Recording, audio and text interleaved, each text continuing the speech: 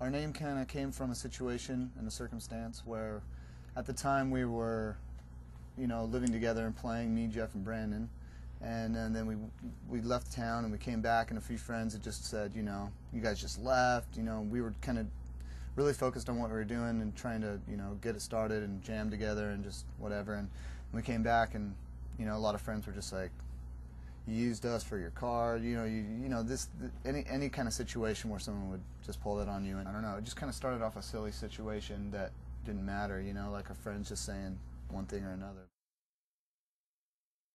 John Feldmann has kind of been, the peanut butter and jelly.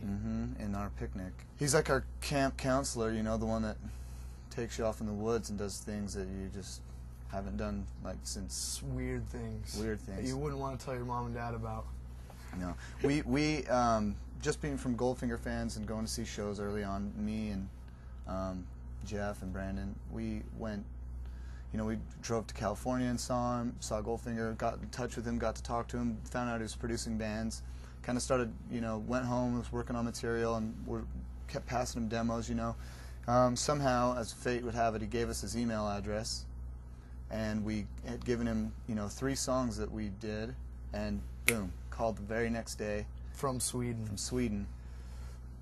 And just said that he was interested in keep writing. We wrote maybe 6 more, something like that, just another handful over the spring. And then he came into town. We went and ate lunch, and he said, I want to bring you out to my house as soon as I'm off tour, and we'll record a demo. And so we kept writing, and then he just really made it happen for us, and he's been there for us to help make everything we could ever do to bring our dream, make it come alive.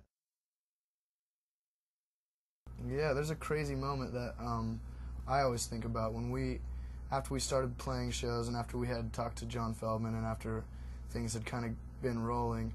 I always think back to this moment. We were driving around in Quinn's mom's tracker and talking about the Warped Tour and how it would be awesome to play the Warped Tour, and really looked at each other in the eyes and were like, dude, we could play the Warped Tour this next year. We really could. And it was very empowering, that moment, just to be like, I mean, look at these other bands that are out there and look at us. And in that second, I felt really good about it. And we've always said since the beginning, when labels were talking about signing us and we first met our manager and all this, it's like, man, we've already succeeded because we're making great music for us. We've already succeeded, and having that kind of frame of mind is like having a fortune cookie in your pocket.